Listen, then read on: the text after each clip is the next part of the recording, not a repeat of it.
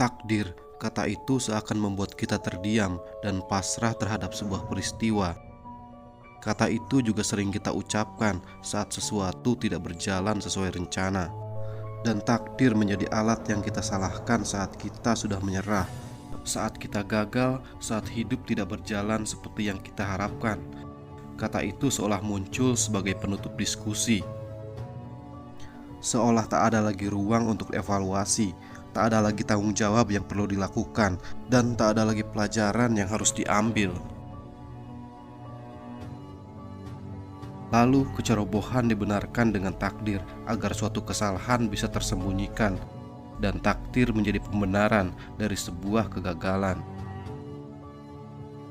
Namun di balik semua itu muncul sebuah ironi tentang pernyataan manusia, di mana letak campur tangan Tuhan jika takdir terasa tidak adil. Dan jika takdir tidak pernah memilih, kenapa angka kematian selalu lebih tinggi dalam pekerjaan yang beresiko, di tambang, di laut lepas, bahkan di medan berbahaya? Kenapa takdir tidak merubah angka itu?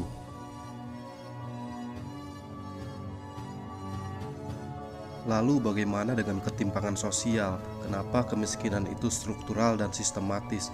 Kenapa takdir tidak menghancurkan sistem itu?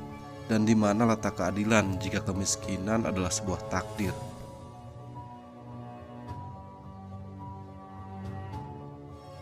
Terlepas dari semua ini, apakah sesuatu bisa muncul dari ketiadaan, atau kita yang merasa hebat dengan mempekerjakan Tuhan untuk memutuskan setiap detik keadaan kita, lalu kita menyalahkannya dengan kata, "Sudah takdir."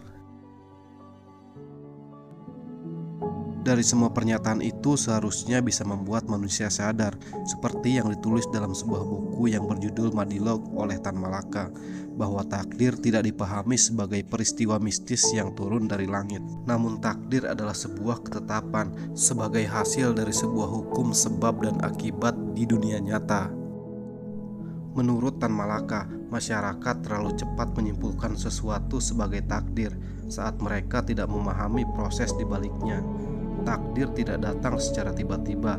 Dalam pandangan ini, tidak ada peristiwa yang lahir tanpa sebuah proses di baliknya.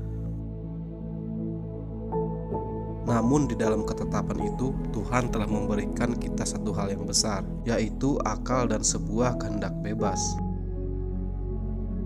Seperti api yang membakar, itu adalah sebuah ketetapan, dan menyentuhnya adalah sebuah kehendak. Seperti gravitasi yang menarik adalah sebuah ketetapan, tapi terjatuh adalah sebuah kecerobohan.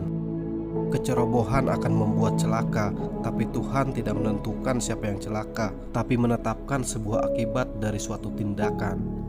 Orang yang hati-hati akan lebih sering selamat, tapi bisa tidak selamat karena ketidakhati-hatian orang lain. Itulah hukum sebab akibat, dan itu sesuatu yang mutlak dan tak bisa ditawar, tidak lepas dari siapa dan di mana dia dilahirkan.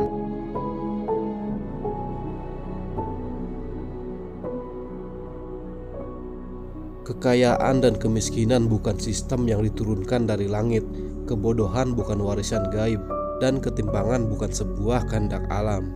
Semua itu lahir dari sebuah sebab yang diabaikan, dari struktur sosial, sistem ekonomi, pendidikan, atau keputusan dari kehendak manusia di masa sebelumnya. Lalu akibat dari semua sebab itu dinamakan takdir, dan menyalahkan Tuhan. Sungguh ironi.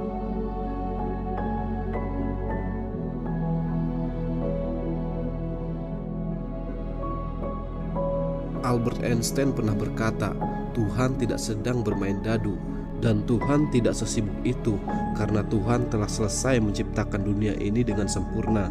Manusia dengan seluruh kebutuhannya telah disiapkan di dunia ini. Oleh sebab itu, belajar akan membawa ilmu pengetahuan, berusaha akan membawa hasil yang sepadan. Dan Tuhan tidak sedang memberi makan miliaran ikan, karena dunia ini memang bukan sebuah kolam, namun ibarat sebuah lautan, dan rantai makanan adalah sebuah ketetapan.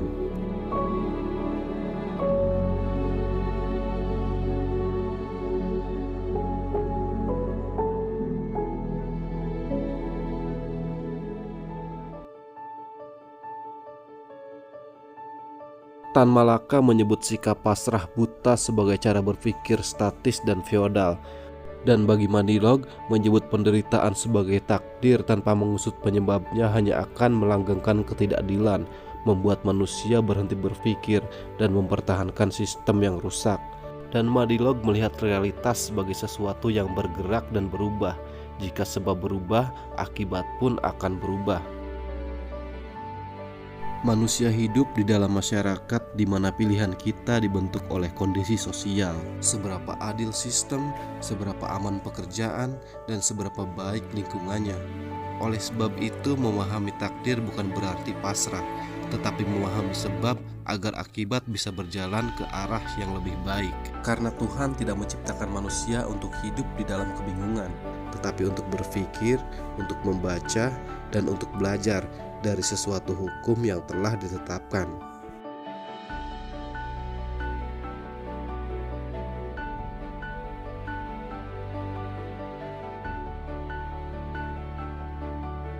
Dan keadilan Tuhan bukan hadir dalam bentuk yang sama, tetapi hadir dalam hukum yang sama.